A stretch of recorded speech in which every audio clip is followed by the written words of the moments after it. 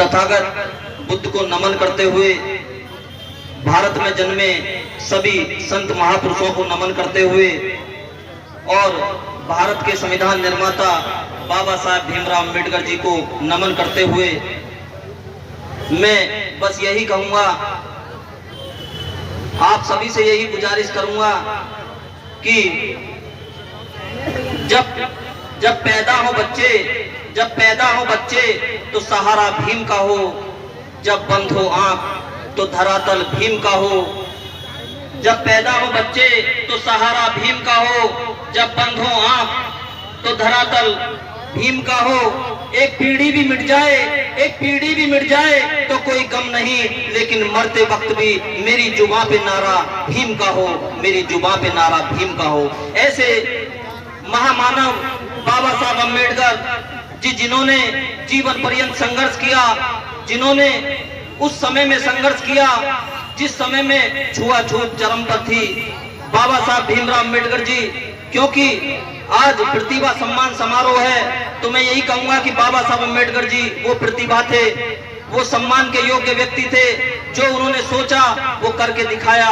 बाबा साहब ने दृढ़ संकल्प लिया कि मैं अपने समाज को अगर गुरमत गुलामी से ना निकाल पाया तो मैं खुद को खत्म कर दूंगा। ऐसा बाबा साहब ने 23 सितंबर 1917 को बड़ौदा की धरती पर कहा था। बाबा साहब संकल्पित थे। बाबा साहब को सियाजी गायकवाड़ 25 रुपए छात्रवृत्ति शर्त पर दिया करते थे कि जब भी आप विदेश से पढ़कर आओगे आपको हमारी रियासत में नौकरी करनी पड़ेगी।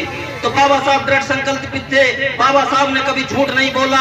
बाबा साहब जब विदेश से पढ़ के आए तो उन्होंने वहां पर नौकरी की, लेकिन अफसोस उस समय बाबा साहब केवल 11 दिन नौकरी कर पाए।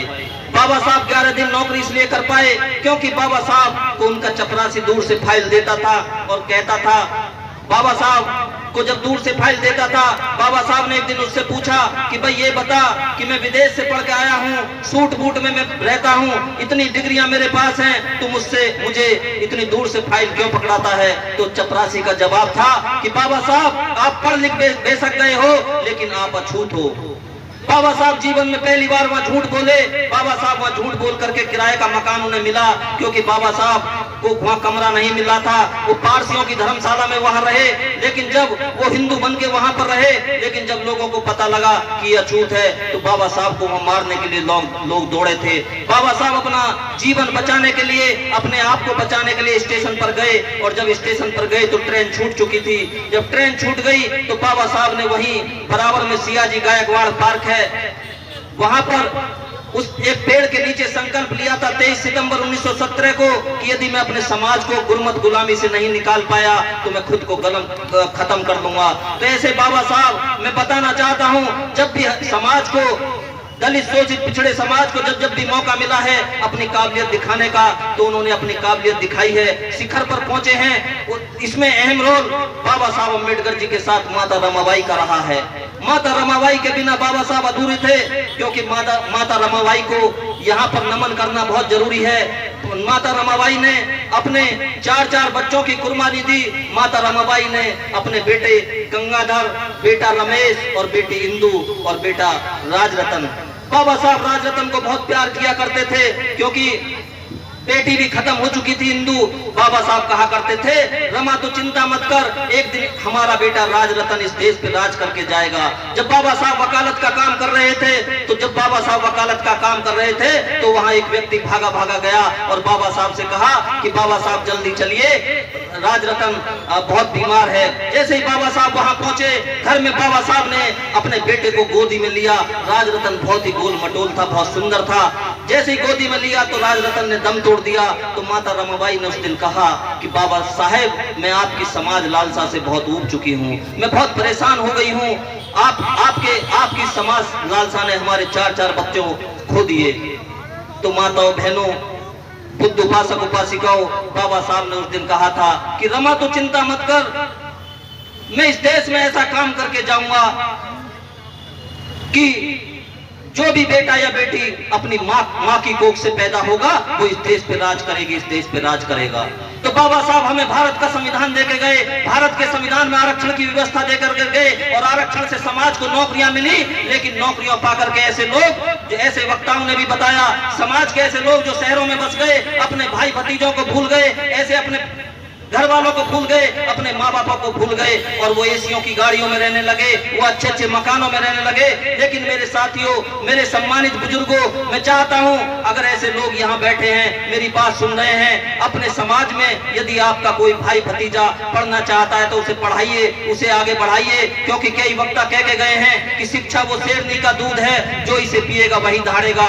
और मैं ये जरूर कहूंगा कि सम्मान की जिंदगी जीना, क्योंकि सम्मान से बड़ा कोई चीज नहीं है। आप शिक्षा पालें, अच्छे मकान पालें, लेकिन मैं एक बात जरूर कहूंगा, जब आपके सामने दूसरी सामाजिक प्रवृत्ति का व्यक्ति आपके सामने आएगा, आप कितने भी अच्छे कपड़े पहन रहे हो, आप एसी के मकानों में रह रहे हो, आपकी बड़ी बड़ी कोठियां हो, आप एसी की गाड़ियों में चलते हो, लेकिन जब सामने मनुवादी प्रवृत्ति का व्यक्ति आएगा तो उसकी सोच आपके प्रति वही रहती है जो बाबा साहब के समय पे उन लोगों की थी। और आजकल तो और भी जातिवाद का जहर घुला हुआ है।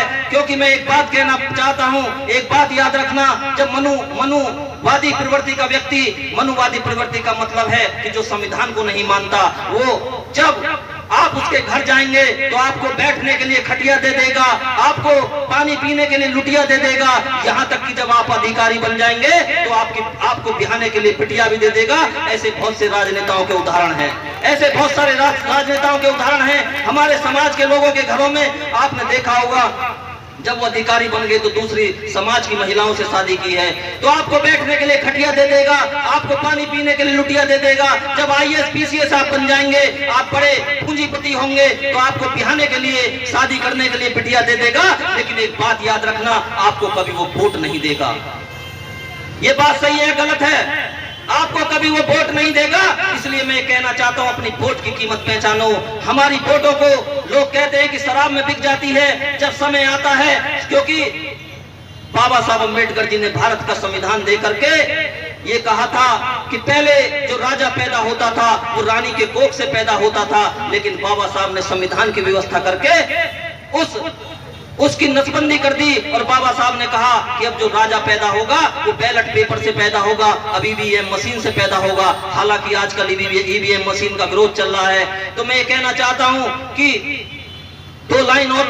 दो बातें और मैं बताऊंगा कि सम्मान बड़ी चीज है, क्योंकि समाज के पास जो समाज है, दवा कुचला शोषित समाज है, उसके पास जो मार्केट है। आपके यहाँ मैं हरदोई में पहली बार आया हूँ, शशि भूषण जी के साथ कहा उन्होंने कि वहां चलना है, तो मैं आपको बताना चाहता हूं, हरदोई में किसी भी मार्केट में आप जाना, बहुजन समाज के लोगों की सोने चांदी की दुकानें नहीं होंगी। क्या है?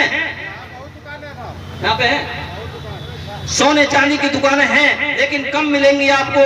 और मैं बताना चाहता हूं, समाज में जमींदार कम मिलेंगे। समाज में जमींदार, किसी के पास 100 बीघे 150 बीघे जमीन नहीं होगी, और आपके पास, आप पूंजीपति नहीं है, आपके पास बड़ी बड़ी फैक्ट्रियां नहीं है, आपके पास कंपनियां नहीं है। मैं ये बताना चाहता हूं कि आपके पास जब ये सब चीज नहीं है तो मान सम्मान के लिए आप लड़ाई लड़ना सीखिए, मान सम्मान के लिए आप आगे बढ़ना सीखिए। मैं यही कहूंगा, क्योंकि वक्ताओं ने काफी बात कह दी है, तो मैं अपनी यही कहूंगा कि बाबा साहब और रमाबाई के त्याग को याद रखते हुए, उनके बच्चों की कुर्बानियों को याद रखते हुए, उनका सम्मान करते हुए एक बात को जरूर याद रखें, क्योंकि बाबा साहब अम्बेडकर जी ने बहुत दुखी मन से सन 1935 में येवला की धरती पे कहा था कि मैं हिंदू धर्म में पैदा हुआ, ये मेरे बस की बात नहीं थी, लेकिन मैं हिंदू धर्म में ना मर सकूं, ये मेरे बस की बात है। तो बाबा साहब ने 1935 से लेकर 14 अक्टूबर 1956 तक सभी धर्म ग्रंथों का अध्ययन किया। उनके पास पारसी भी आए, उनके पास मुस्लिम भी आए, उनके पास सभी लोग आए। उन्होंने कहा कि बाबा साहब हमारा धर्म स्वीकार कर लीजिए। लेकिन बाबा साहब ने देखा कि इस देश के अंदर तथागत बुद्ध का जो धम्म है वो सबसे पुराना है। बाबा साहब ने देखा, उसको सम्राट अशोक ने बढ़ाने का काम किया था। इस देश में एक बहुत ही अच्छा वातावरण था। सम्राट अशोक ने 84,000 स्तूपों का निर्माण कराया। हम कई जगह गए हैं, आप छत्तीसगढ़ में सीरपुर जाइए, वहां पर बौद्ध धर्म फैला हुआ है। हम अभी पीछे, हम और शशि भाई सारू मारू की गुफाएं मध्य प्रदेश में भोपाल में गए। आप सतधारा जाइए, वहां पे आज भी आपके स्तूप हैं। आप ऐसी ऐसी जगह जाइए, आप संकल्प भूमि जाइए, आप बौद्ध गया जाइए, सब जगह जाइए। क्योंकि भारत के प्रधानमंत्री भी जब विदेशों में जाते हैं तो वो कहते हैं कि मैं बुद्ध की धरती से आया हूं। लेकिन अफसोस इस बात का है कि जब इस देश में राजनीतिक लोग होते हैं तो राजनीति की बात करते हैं, धर्मवाद की बात करते हैं। इसलिए बाबा साहब ने सभी धर्मों को पढ़ा और 14 अक्टूबर 1956 को बौद्ध धर्म ग्रहण किया। तो मैं कहना चाहूंगा, यदि हम बाबा साहब अम्बेडकर जी को मानते हैं और बाबा साहब अम्बेडकर जी को मान के हम बौद्ध धर्म को नहीं मानते हैं, तथागत बुद्ध के धर्म को नहीं मानते हैं और हम 2 सीढ़ियों पे चलने का प्रयास कर रहे हैं, यदि हम मंचों पे भाषण देते हैं, यदि हम जगह जगह जाते हैं और बाबा साहब और तथागत बुद्ध की बात करते हैं और यदि हम अपने घर में बदलाव नहीं करते हैं तो हमारे बाबा साहब को मानना झूठा है।